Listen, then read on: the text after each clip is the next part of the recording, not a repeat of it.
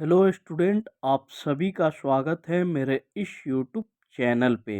मैं असगर कमाल एक बार और एक नई वीडियो के साथ आप लोगों के साथ जुड़ गया हूँ। तो आइए आज अध्याय नंबर 3 को शुरू करते हैं और इस वीडियो में जानेंगे इस अध्याय के ज़रिए क्या क्या दिया हुआ है इस अध्याय में। तो अध्याय नंबर 3, ग्रामीण जीवन और समाज, अंग्रेजी शासन और भारत के गांव। तो अध्याय का क्या नाम है? ग्रामीण जीवन और समाज, यानी जो गांव की जीवन होती थी और समाज यानी कि विलेज लाइफ और जो वहाँ की सोसाइटी होती थी, समाज के बारे में जानने की कोशिश करेंगे। पिछले अध्याय में आपने यह जाना कि किस तरह एक व्यापारिक कंपनी ने भारत में अपना राज कायम किया। आपने यह भी जाना कि इसका एकमात्र उद्देश्य व्यापारिक लाभ प्राप्त करना था। इस लाभ के लिए ही अंग्रेजों ने शुरुआत में तो भारतीय राज्यों को अपने अधिकार में लिया और आगे चलकर ऐसे नियम कानून बनाए, ऐसी व्यवस्थाएं लागू की जो उनके शासन और उनके लाभ को लगातार बढ़ाती रही। इन सभी बातों को आप आगे के अध्याय में पढ़ेंगे। वर्तमान पाठ में आप इस बातों को जानेंगे कि अंग्रेजों के यहाँ पे भाषण लिखा हुआ है गाइस, लेकिन शासन होगा। अंग्रेजों के शासन का प्रभाव भारतीय गांवों पर किस प्रकार पड़ा। तो मेनली गाइस इस अध्याय का नाम भी क्या है? ग्रामीण जीवन और समाज। और क्या है कि इस अध्याय में हम पढ़ेंगे कि अंग्रेजों के शासन के दौरान जो भी गांव में लोग रहते थे उन वो कैसे जीते थे, और अंग्रेजों की जो शासन थी, जो यानी ब्रिटिश की शासन जो थी हमारे देश में, उसका क्या प्रभाव पड़ रहा था जो गांव में लोग जीवन व्यतीत कर रहे थे उनको। तो उसके बारे में पढ़ेंगे। तो वहीं यहाँ बताया जा रहा है कि हमने पिछले अध्याय में पढ़ा था कि एक ब्रिटिशर जो थी कैसे व्यापारिक कंपनी एक भारत में अपना राज कायम किया है। एक तरह से शुरू में तो ये ट्रेड ही करने आए थे ना ब्रिटिशर। तो वहीं बताया जा रहा है कि उनका एकमात्र उद्देश्य व्यापारिक लाभ यानी ट्रेड से प्रॉफिट प्राप्त करना था। किनका? ब्रिटिशर का। इस लाभ के लिए ही अंग्रेजों ने यानी शुरुआत में तो भारतीय राज्यों को अपने अधिकार में लिया और आगे चलकर ऐसे नियम कानून यानी जो भी रूल और लॉ बनाए और उसमें व्यवस्थाएं लागू की और उसे अपना शासन यानी जो वो अपना शासन कायम किए थे ब्रिटिशर, और उससे जो भी इनको एक तरह से लाभ होता था, प्रॉफिट होता था, वो बढ़ाती रहे। तो कौन? तो ब्रिटिशर। तो इस तरीके से हमने देखा कि कैसे पिछले अध्याय में हमने पढ़ा।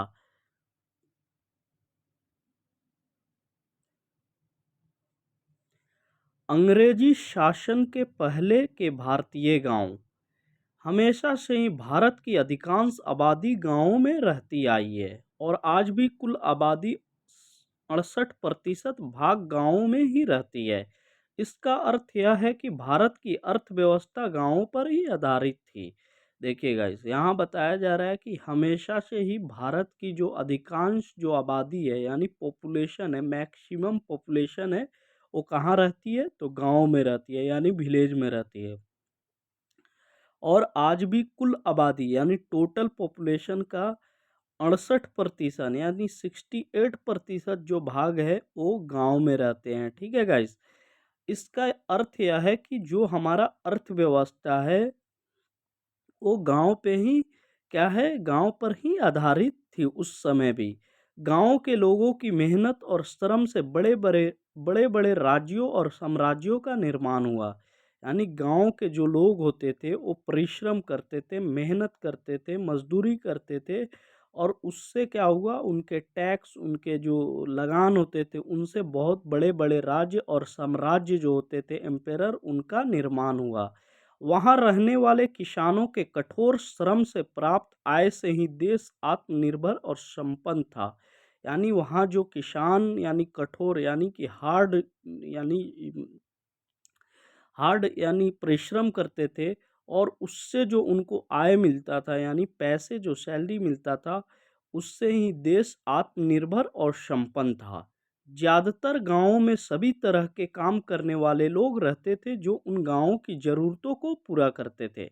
यानी ज़्यादातर गाँव यानी ज़्यादा गाँवों में सभी तरह के काम करने वाले लोग रहते थे, यानी हर तरीके का काम करने वाले लोग रहते थे और उससे क्या होता था कि गाँव की जो भी ज़रूरत होती थी वो ज़रूरत पूरा हुआ करते थे। ठीक है गाइज। उस समय जमींदारों का एक प्रभावशाली वर्ग भी गाँव में रहता था जिनके पास राजा द्वारा दी गई काफ़ी ज़मीन होते थे। तो देखिएगा उस समय जमींदार यानी जमींदार किनको बोलते हैं, जिनके पास ज़मीन का टुकड़ा बहुत ज़्यादा होता है यानी ज़मीन बहुत ज़्यादा होता है। तो उस समय बताया जा रहा है कि जमींदार का एक प्रभावशाली वर्ग भी गाँव में रहता था, जिनके पास यानी राजा यानी जो उस समय के किंग होते थे, शासक के द्वारा दी गई काफ़ी ज़मीन होती थी। वे ही गाँवों से लगान कृषि उपज पर राजा द्वारा किसानों से लिए जाने वाला कर की वसूली करते थे।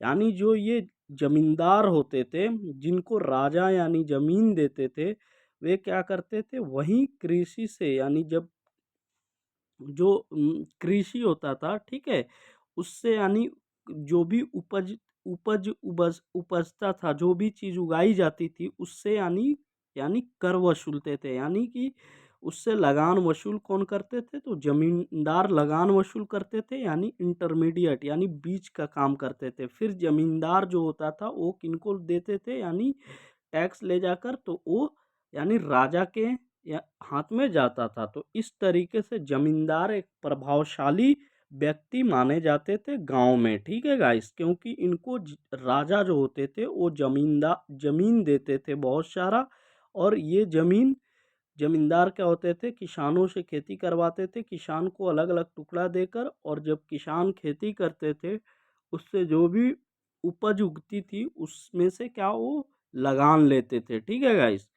इसके एवज में या फिर राज्य के अन्य कामों को देखने के एवज में इन्हें जमीन मिलती थी।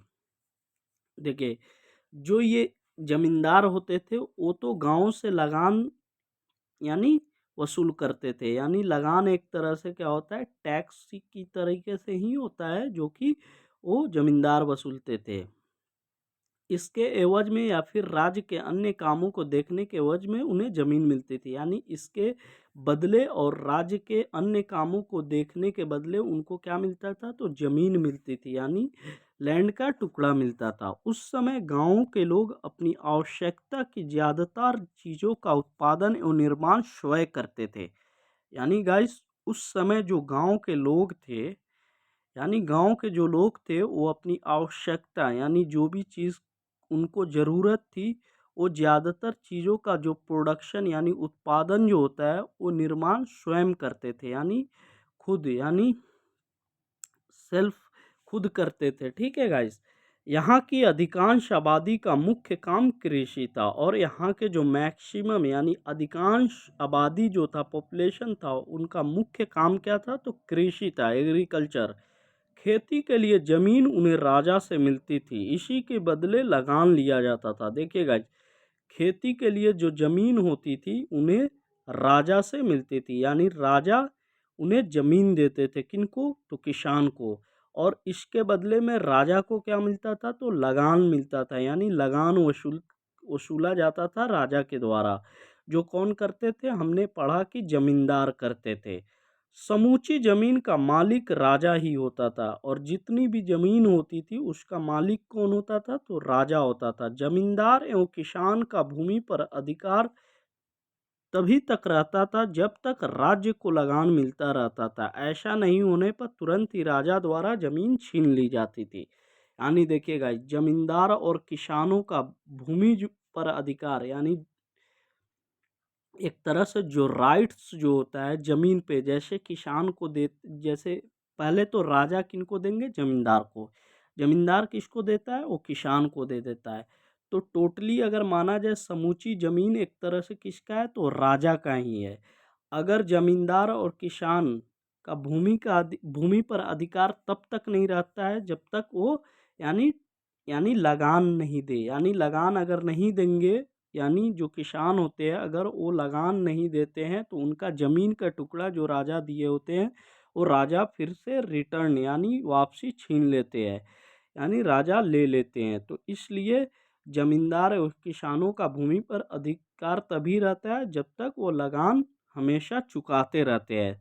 तो इस तरीके से क्या समझे कि राजा जो होते हैं उनके पूरा राइट्स होता है जितना भी ज़मीन होता है उस पे, और जो ज़मींदार होता है वो क्या होता है, इंटरमीडिएट यानी बीच में काम करता है। जो राजा जो ज़मीन देते हैं किसान को, यानी उससे जो लगान होता है वो ज़मींदार वसूल करता है, और ज़मींदार किनको देता है, राजा के पास वो लगान पहुंचाता है। ठीक है गाइस, तो ज़मींदार का ऐसे बीच में काम होता है। ठीक है गाइस।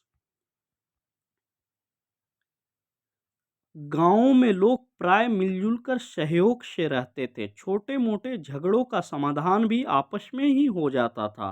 राजा का या उसके अधिकारियों का गांव में ज़्यादा दखल नहीं रहता था। देखिए, गांव में यहाँ बताया जा रहा है कि लोग जो होते थे वो हमेशा क्या होता था, मिलजुल कर रहते थे। अगर छोटी मोटी झगड़ा भी हो जाता था उनका समाधान खुद वो आपस में ही निकाल लेते थे।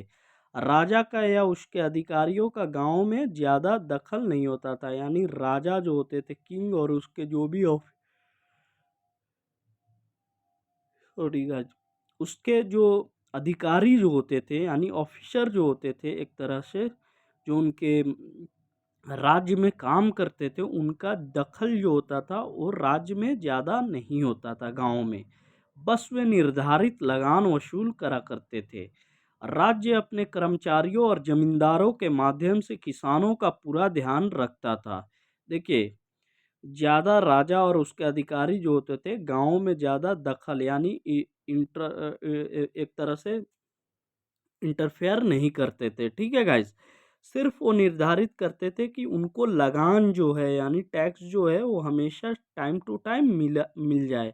जो राज्य अपने कर्मचारियों और जमींदारों के माध्यम से किसानों का पूरा ध्यान रखता था। ठीक है गाइस, क्योंकि जमींदार भी जो था वो एक तरह से राजा के अंडर ही काम करता था, क्योंकि वही जो होता था लगान वो वसूला करता था।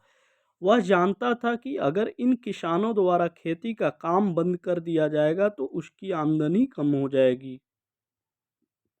देखिए, ये जानता था कौन, कि किसान अगर खेती का काम बंद कर दे तो क्या होगा, उनका आमदनी एक तरह से जो होगा, उनका रेवेन्यू जो होगा वो एक तरह से कम हो जाएगा। यहीं से उनके लिए खर्च हेतु पैसा, व्यापारियों के लिए वस्तु एवं सेना, पुलिस तथा अन्य कर्मचारियों के लिए भोजन आदि का प्रबंध होता था। देखिएगा, आज ब्रिटिशर कितना चालाक था। ये जो रेवेन्यू जो होता था, यहाँ से जो लगान ये लोग लेते थे, यहीं से उसी खर्च हेतु यानी खर्च हेतु पैसा जो भी खर्च होता था, व्यापारियों के लिए वस्तु एवं सेना और पुलिस तथा अन्य कर्मचारियों के लिए भोजन आदि का प्रबंध होता था। तो जितनी खर्च हो गया या जो भी भोजन वगैरह से रिलेटेड जितनी भी सेना और पुलिस कर्मचारी होते थे उनके लिए प्रबंध कराते थे इसी रेवेन्यू यानी इसी आमदनी से।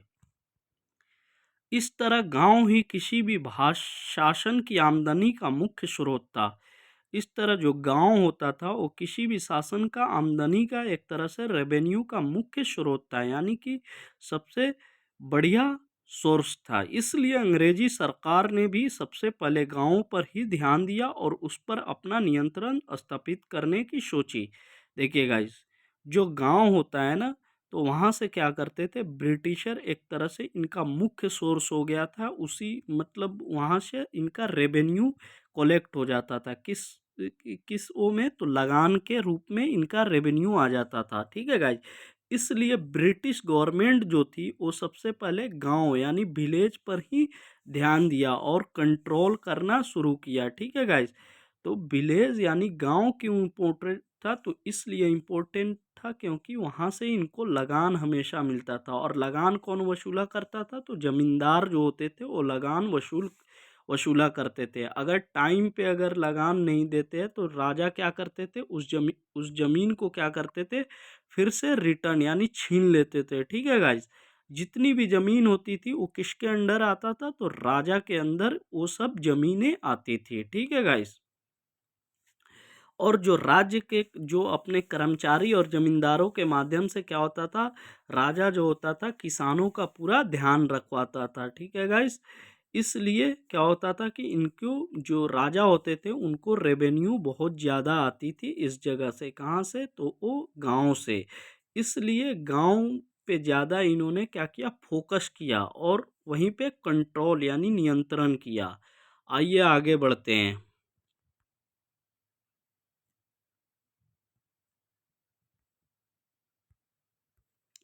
गाइस तो इतना छोटा रखते हैं। सबसे पहले हमने क्या पढ़ा इस इतनी सी वीडियो में, तो हमने पढ़ा कि गाँव की जीवन उस समय की कैसी थी। तो हमने पढ़ा कि हमारी जो आबादी, हमारी जो देश है उसकी मोस्टली यानी मैक्सिमम आबादी पॉपुलेशन जो है वो लोग गांव में ही जीवन बसर करते हैं। उस समय भी इसी तरीके से लोग क्या होते थे, वो गांव में रहते थे। और उन जो हमारी देश की जो पूरी अर्थव्यवस्था थी वो किन पे डिपेंड थी, तो गांव पर ही डिपेंड थी, क्योंकि गांव में एग्रीकल्चर अच्छे लेवल पे होती थी। तो उस चीज़ों को बताई जा रही है। यहाँ पे बताया जा रहा है कि कैसे अंग्रेज़ के समय पे गांव में क्या क्या चीज़ चल रही थी और कैसे अंग्रेज़ अपनी एक तरह से लगान वसूल किया करते थे और उनको एक अच्छी रेवेन्यू यानी अच्छी एक तरह से आमदनी होती थी। और उसी आमदनी से ये अपने जो आर्मी होते थे, सेना होते थे, उस पे खर्च करते थे। ठीक है गाइस। फिर गांव की बात बताई जा रही है कि यहाँ पे गांव जो होता है, गांव में बहुत सारे लोग जो होते थे वो मिलजुल कर सहयोग से रहते थे। अगर छोटी मोटी कुछ कोई झगड़ा भी हो जाए तो उसमें क्या होता था, खुद से ही ये लोग क्या करते थे, अपना सॉल्यूशन निकाल लेते थे। और राजा जो होते थे या उनके अधिकारी अगर कोई है तो वो ज़्यादा इंटरफेयर नहीं करते थे। सिर्फ वो चाहते थे कि टाइमली उनको क्या हो, लगान मिल जाए, क्योंकि लगान उनका यानी एक तरह से एक सोर्स था जिससे वो रेवेन्यू आता था उनको। ठीक है गाइस। तो वो ज़्यादा इंटरफेयर वगैरह नहीं करते थे। इसी वजह से गाइस देखते हैं कि ब्रिटिशर जो होते हैं वो गांव में आएंगे और गांव में एक तरह से डोमिनेट करेंगे, एक तरह से वहाँ पे अच्छे तरीके से कंट्रोल करेंगे। बहुत सारी अलग अलग प्रथा लेकर आएंगे जिसमें गांव से रेवेन्यू अच्छी खासी प्राप्त करेंगे और वहाँ से ये लोग प्रॉफिट कमाएंगे, जो कि ब्रिटिशर का हमेशा से शुरू से यही रहता है कि यहाँ से लूट घसोट करना है। ठीक है गाइस। तो छोटी वीडियो रखते हैं। आई होप आपको वीडियो अच्छी लगी हो, तो ज़रूर चैनल को सब्सक्राइब कीजिए गाइस और बेल आइकन को बजाइए और वीडियो को ज़्यादा से ज़्यादा शेयर कीजिए गाइस। तो thank you so much guys.